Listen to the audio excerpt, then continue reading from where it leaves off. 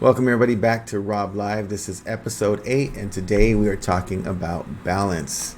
I want to thank everybody once again for joining us today. For those who have not watched an episode before, the format is typically I'll start with a quote, then I'll give some real life examples of the issue that we're talking about, and then I provide you with a challenge, something that you can apply to your life this week or immediately that kind of is in alignment with what we're trying to share.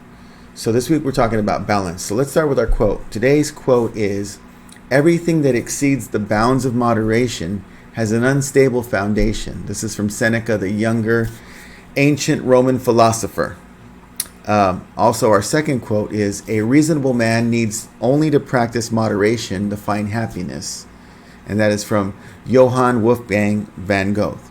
In both of these quotes, you can see that the consistent idea here is that we find this balance in life with all the things that we're trying to do. So if you were to take your life and categorize it, relationships, career, personal time, activities that you enjoy doing, right? Finding a balance in all of that and not trying to spend too much time in an area that may not be feeding your soul or be actual priority.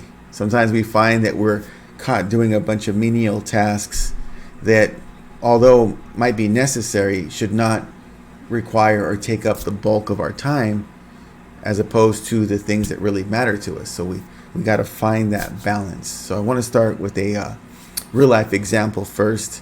I had a very close friend growing up, and many times he'd spend the night at my house. We would go to sports practices and games together. Because his father was gone a lot.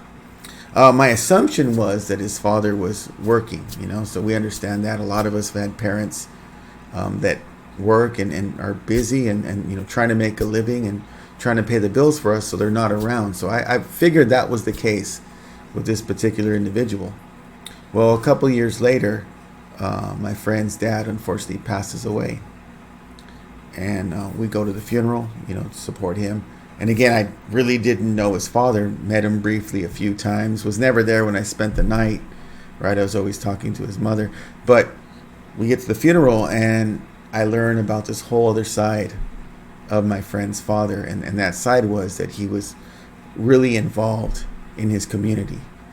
He volunteered for different causes and gave of his time to some really good worthy causes. And so there was a lot of individuals there from these different organizations, spoke very highly of my friend's father and all the time and dedication and focus he had given to these causes. And I thought, that's pretty remarkable.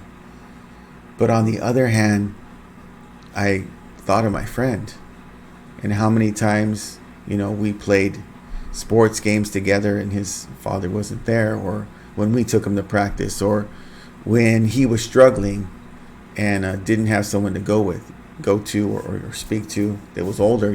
I'd see other adults mentor this kid. And so I thought about balance in regards to this man's life. He had spent a lot of time giving his time and energy to community, to causes, and did not really take the time for his own son. So I thought, just found it ironic that this man had all of these different individuals and organizations that he'd given his time and energy and love to, which is, commendable, but at the cost of his own son's upbringing. And, talking to my friend, we would talk about things, and, he would share just, wanted his father around more, and he wished he had a better relationship with them.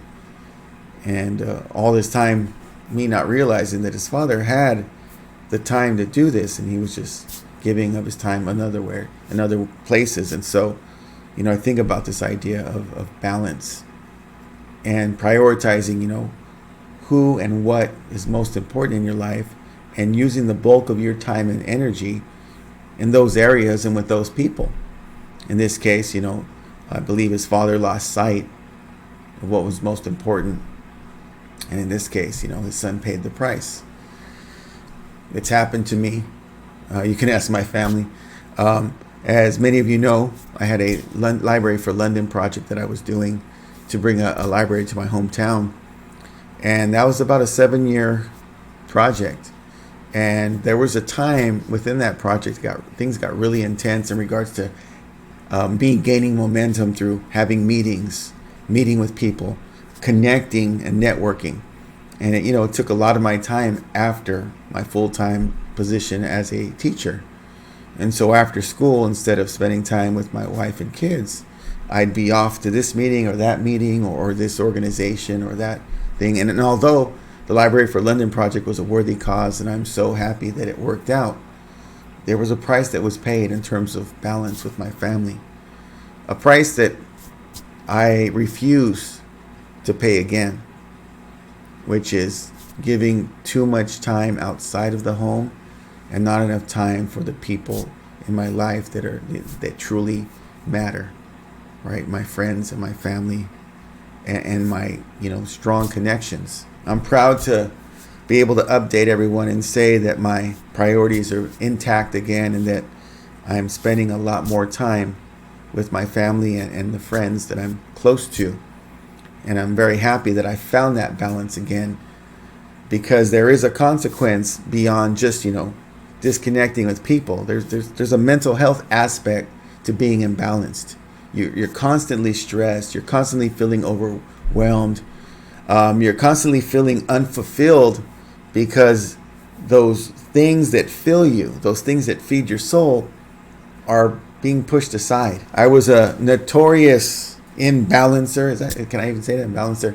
When it came to relationships early in life.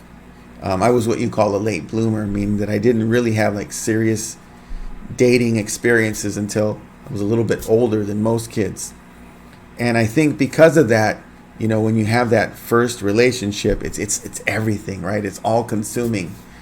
And so I was notorious for disappearing for months at a time. My friends would be like, well, what happened to Rob?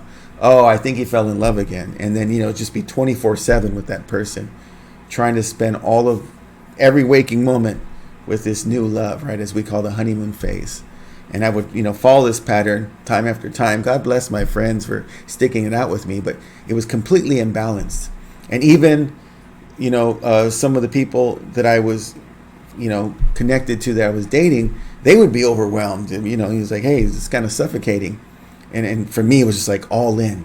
Had to be with them at all times. And it wasn't until later in life that I understood that even in a relationship with somebody that you really care about, or even in love with, that you've got to find that balance where, your relationship can't be everything in life. It can be a significant part, it can be a priority, but it can't be everything. That's that imbalance that we're talking about. And so with that being said, I'd like to challenge you this week, RobLive Challenge. And the challenge is to take inventory of how you spend your time and who you spend your time with.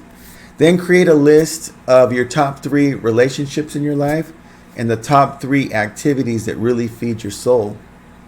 And try to dedicate your time this week, the bulk of your time, to those 3 individuals and those 3 activities, right? And see how that works for you, right? And see if you can, for those who maybe have lost it, regain that balance in life. And for those who are balanced, to keep that up, to praise yourself when you're doing it right. Right? And so how do we know when we're balanced? Well, we look at the things that are important to us, and we see that we're, we're dedicating a certain amount of time to each one. And that we are also, taking care of the things that are necessary.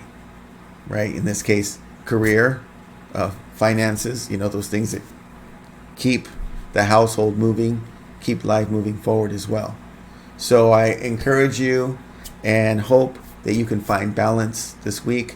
It's a continuous battle, and hopefully I can find balance myself this week.